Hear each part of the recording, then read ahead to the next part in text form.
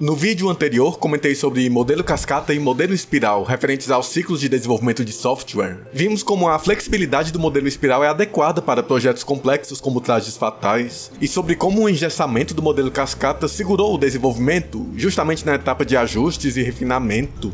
Considerando que o projeto estará em novas mãos, esses vídeos visam elucidar determinadas questões para as futuras parcerias, para que possamos afinar nossa compreensão dos objetivos do projeto, e assim fluir melhor em sua continuidade. Dito isso, temos que encarar aquela questão que sempre ressurge: perfeccionismo. Sim, eu sou perfeccionista, e é exatamente por isso que eu estou nessa área, exatamente por isso que eu me encantei e me apaixonei por jogos de luta. A grande questão é, perfeccionista para quais critérios? Todo artista que se preze é perfeccionista, porém o esperado, o comum, é que ele seja mais exigente com os critérios que o fascinam, que empolgam ele. Essa perfeição não será um peso, mas um deleite. O problema surge quando o artista é confrontado com os critérios dos outros, seja o público, parceiros ou mesmo a indústria. O que define a conclusão da obra é atingir os critérios que a obra se propõe. Porém, grupos artísticos precisam afinar esses critérios entre si, alinharem-se em termos de proposta.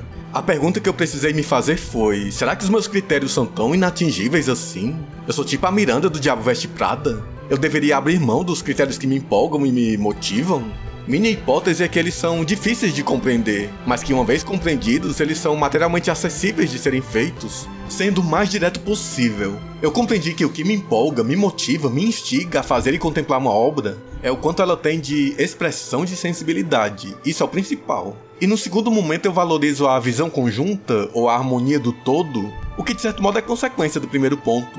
Essa sensibilidade seria o equivalente ao termo feeling do inglês, mas não no sentido de emoções ou sentimentos. Enfim, eu vou precisar de exemplos mais concretos. A minha paixão por jogos de luta é sustentada por um tripé com essas três linguagens principais: a animação 2D, pixel art, o gameplay específico de jogos de luta e música, trilha sonora.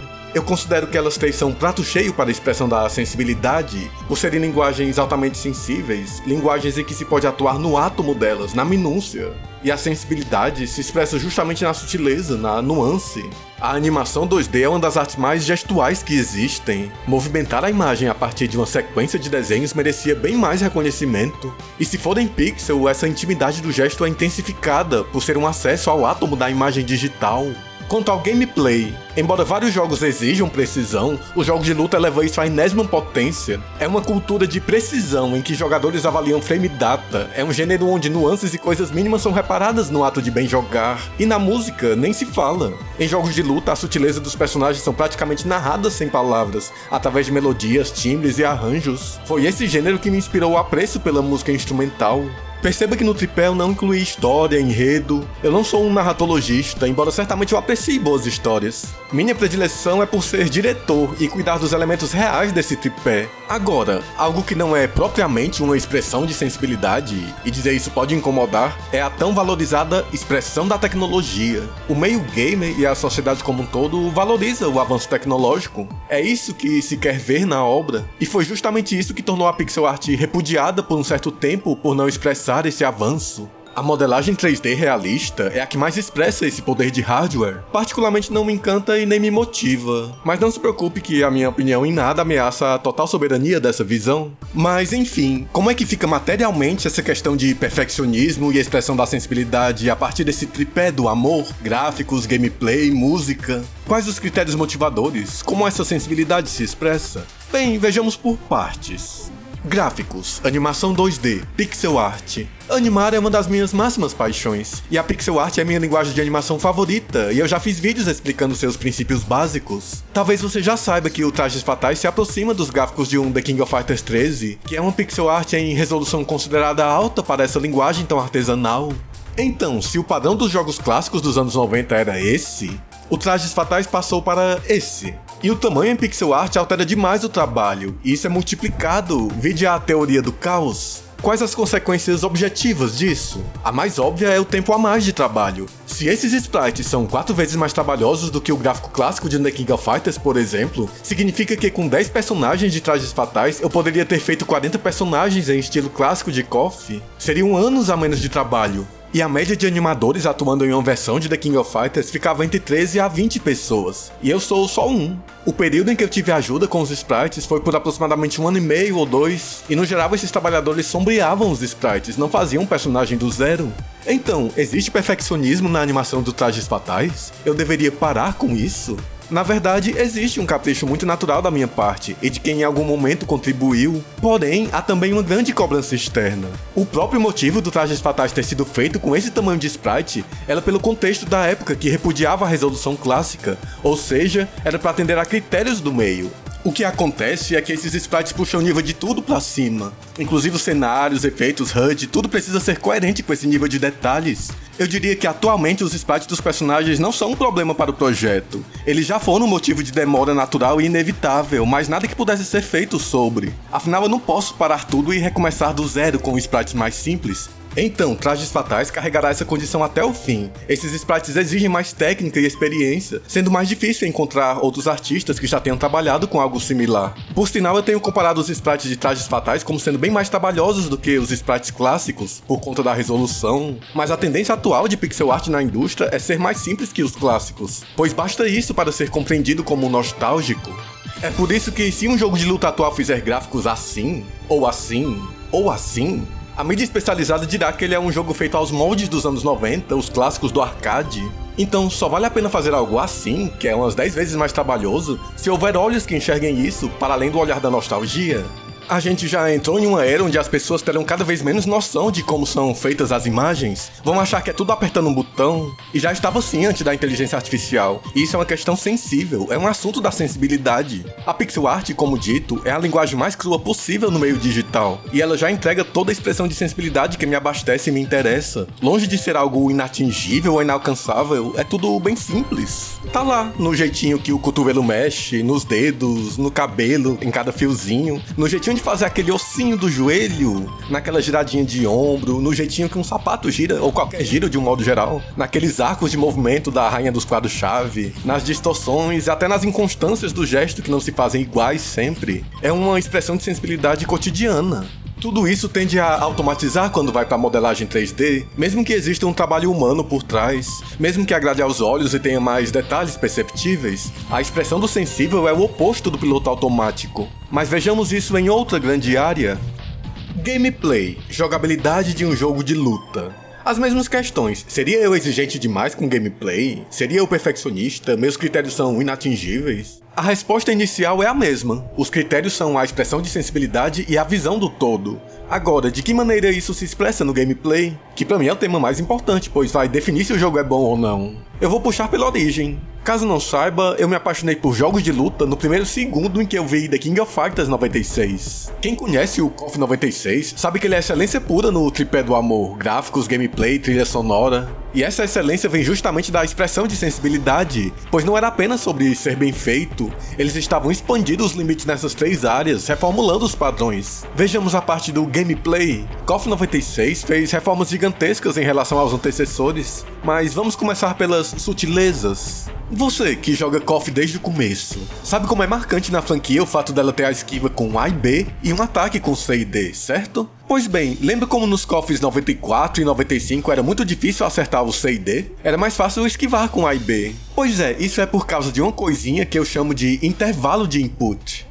Sabemos que KOF, como outros jogos de luta, roda a 60 frames por segundo, assim como um minuto tem 60 segundos e a hora tem 60 minutos. Então, em KOF, quando você esquiva, existe um intervalo, uma margem de tolerância quando você insere os inputs, ou seja, quando aperta os botões. Se você apertar A em um frame, e 2 frames seguintes você apertar B, o sistema entende que você quis apertar A mais B ao mesmo tempo.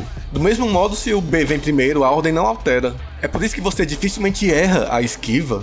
Já o C e D exigia perfeição plena, ou seja, apertar o C mais o D no mesmíssimo frame. Por isso é tão difícil. Só no KOF 96 é que eles colocaram isso tanto no A e B quanto no C e D. Então, isso é um exemplo de expressão de sensibilidade, no caso, para tornar o gesto mais agradável ao jogador, abrindo uma margem para a imprecisão. Porém, há outras decisões que instigam o jogador a ter uma compreensão sensível do jogo. KOF 96 também teve transformações na corrida, na esquiva e nos pulos, todas funcionando em conjunto, tornando a luta mais dinâmica. Aquela questão da visão do todo. O caso dos pulos é interessante. KOF 96 inaugurou na franquia o pulinho baixo, que é quando você pula e solta rapidamente. Ela também inaugurou o pulo com impulso, quando você põe para baixo e rapidamente pula para frente ou para trás. Também ocorre quando você corre e pula. Esses detalhes começaram a criar uma identidade que fugiria do molde criado pelo Street Fighter 2. Eu lembro de um amigo, jogador do Street Fighter 4, que estava dando uma chance ao KOF 13. Ele falou como achava complicado ter tantos pulos para decorar. Olha, não é bem decorar, isso exige feeling. O jogador internaliza pela sensibilidade. Trajes Fatais apresenta mais influências no pulo. Existe o pulo normal, o pulo baixo e os pulos com impulso, a maior parte válida nas 3 direções de pulo, que são para frente, para trás e neutro. Os impulsos possíveis são pela corrida, que amplia o impulso no lado que se corre, no eixo X, e o baixo-cima, que amplia o impulso para cima no eixo Y. Eles podem ser combinados de formas que não convém detalhar, mas basta saber que ao final existem essas opções de pulo. Você não precisa decorar 15 pulos, basta entender o princípio. É complexo se tentar racionalizar, mas é fácil para a sensibilidade. Então, quando é que surgem os problemas por conta dessa priorização do sensível? Vejamos, me foi pedido para definir todos os sistemas de tudo que teria no jogo, e um desses sistemas é o de caixas de colisão. Essas caixas que ficam ocultas, mas que são responsáveis pelas reações e interações dos personagens. Em King of Fighters, existe uma caixa para a cabeça e outra para o resto do corpo. Isso define como será a reação do personagem apanhando. No Trajes Fatais eu quis experimentar algo a mais, que é acrescentar uma caixa de colisão própria para os pés. Ela já existe nos Street Fighters mais atuais, pois é diferente quando se acerta um ataque médio na barriga ou no pé. Porém, eu quis estender o experimento para o personagem no ar. Então, quando o personagem de Trajes Fatais pulava, haviam essas 3 divisões, cabeça, centro e pernas. A ideia era que isso interferisse nos combos de juggle, que são aqueles combos de jogar o personagem pra cima. Na teoria, era lindo, mas na prática virou uma bodega. A teoria do caos, né, gente? Os resultados são imprevisíveis, de tal modo que o jogo aéreo ficou feio, tudo pegava muito estranho. Há uma distância muito grande entre a imaginação e o próprio fazer. Então, eu voltei atrás e propus uma reforma. A caixa de pernas havia se tornado inútil, pois não tinha serventia prevista nem no chão. Então eu pedi para modificar algumas reações e ela passaria a ser a caixa de counter, já que não havia um sistema de counter previsto. Eu chamo de reforma quando se altera algo no sistema geral, o que pode ocorrer muito, pois o documento inicial é teórico, mas esse seria o começo dessa contestação das mudanças, da relutância contra os ajustes. E com isso eu relembro aquilo que eu apontei como o problema central, modelo cascata versus modelo espiral. O modelo cascata é aquele linear e engessado que eu mencionei, enquanto o espiral é flexível para alterações após testes. Teve uma outra alteração significativa, embora simples. Também era o teste de algo que eu nunca vi antes. Sabe a diferença de pulos que eu mencionei, que inclui o pulo leve e o pulo normal? Eu havia proposto uma lógica parecida com os dashes, de avançar e recuar com 2 toques. Se você der 2 toques pra frente rapidamente, você dá um dash rápido, mas se mantiver pressionado, você corre. Basicamente isso. O dash é sensivelmente mais rápido, como acontece no modo extra de The King of Fighters, e se você fizesse colado no personagem, você o atravessaria, como que para surpreendê-lo por trás. É mais uma coisa interessante na teoria, mas que ficou estranho na prática. Não ficou tão estranho quanto o outro, mas durante algumas partidas eu sentia que atrapalhava, perdia a precisão e não enriquecia estrategicamente. E não ficava tão claro as diferenças, de modo que só dava a sensação de que algo esquisito acontecia às vezes. Ou seja, uma percepção sensível. Então eu pedi uma alteração para algo próximo do KOF, em que o começo da corrida já funciona como um dash. Mas eu mantive esse princípio do dash pra trás, que continha 2 versões, cuja versão mais curta era invulnerável, tipo Garou ou Street Fighter 4.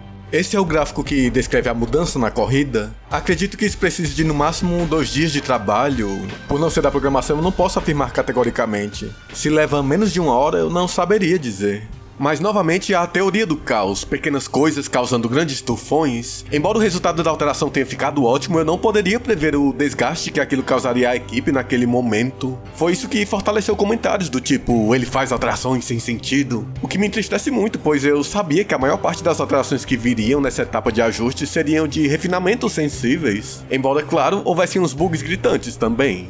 Quando eu tinha acesso ao jogo, eu estava ajustando detalhes individuais dos personagens. É muito parecido com aquilo que o Lau Yagami faz com os personagens do KOF 2002. Olhar cada normal, cada voadora, tamanho das caixas e as prioridades, enfim, dissecar cada ação. Ajustar os tempos e as caixas, o que implica ficar atento à frame data e perceber as possibilidades que se ganham e se perdem a cada mínima alteração.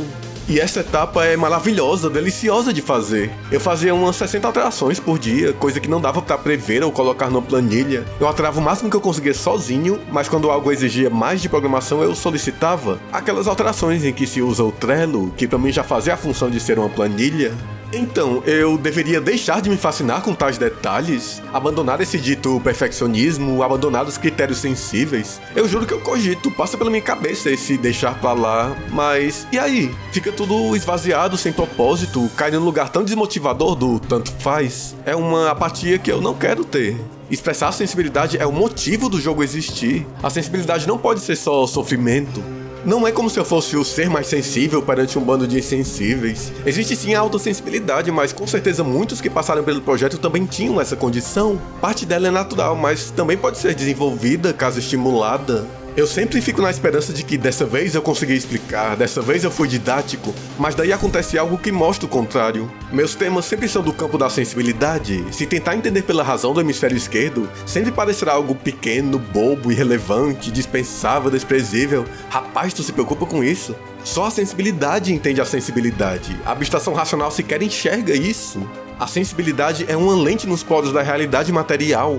Eu tenho dito que o problema mais concreto do projeto é a programação, e eu também anunciei uma nova parceria com o pessoal da Labyrinth Space, que demonstraram muita experiência com projetos complexos, compreensão das dificuldades dessa situação específica e toda a estrutura e apoio necessários para a continuidade do projeto, inclusive uma equipe de programadores. Considerando que criar é algo muito pessoal, consolidar uma parceria é algo no nível de iniciar um relacionamento sério. O mergulho necessário para se programar um jogo de luta não daria certo em uma abordagem de freela, algo impessoal como resolver os problemas de um cliente. Por mais experientes que eles sejam, essa fase exige uma nova demanda de estudos. Imagino que dificilmente haverá um momento em que se estará apenas replicando um conhecimento pronto. Mas não estamos indo com pressa. Nesse início de nova parceria, eu precisei elaborar sobre o que houve de problemático em situações anteriores. Eu tô me recuperando de traumas seguidos. Eles reconhecem a exaustão desse momento. Inclusive, eu tenho medo deles chegarem à conclusão de que é complexo demais, de que não vale a pena, medo de que se influenciem por algum discurso contra mim.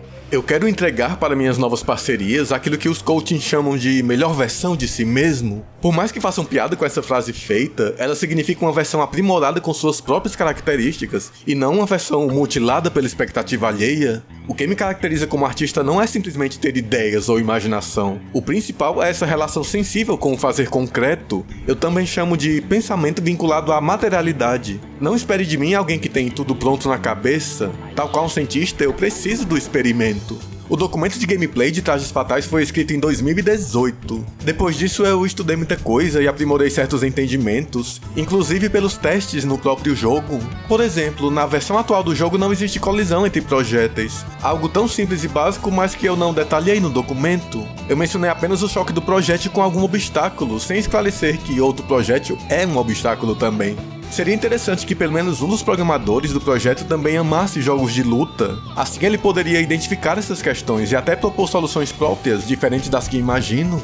Eu nunca quis obediência cega. Inclusive eu me esforço muito para que sejam entendidos os motivos das minhas alterações, que nunca são aleatórias. Eu espero que esteja claro que a sensibilidade é algo totalmente palpável, concreto, material, portanto mais capaz de enxergar os problemas reais e palpáveis do jogo. As tentativas de solução abstrata, de previsão infalível e organização linear só trouxeram sofrimento por ignorar a realidade material. Eu fico destruído quando sugerem que a solução do projeto é ignorar as questões sensíveis, sem perceber que elas são concretamente simples e fazem absurda diferença. O trabalho da programação definitivamente não é fácil, porém amar essas sutilezas dos jogos de luta certamente facilitaria a compreensão e a ação mais efetiva, assim como a adaptação às novas situações que se apresentarem. A sensibilidade não pode ser vista como inatingível ou inalcançável, eu sequer tenho a opção de desligá-la, eu só quero poder usá-la, e um jogo de luta é sim a obra adequada para isso. Eu foquei em falar de gameplay por ser realmente a parte mais inquietante, a parte que considero principal e que, se não estiver satisfatória, todas as outras perdem sentido. Se houver a garantia de que o gameplay está andando e que honrará as nuances que o gênero exige e que não são absurdos sem noção, então poderei avançar com as várias outras áreas. Afinal, mesmo que o tripé da paixão não inclua o enredo, eu também me preocupo bastante com essa parte. Peço desculpas por não ter respondido a quem entrou em contato, ainda longe de superar a ansiedade dos eventos recentes. São fatores demais acima das possibilidades de um indivíduo. A sensibilidade ajudaria a compreender isso e a evitar um discurso simplista. Grato a quem está tentando realmente compreender.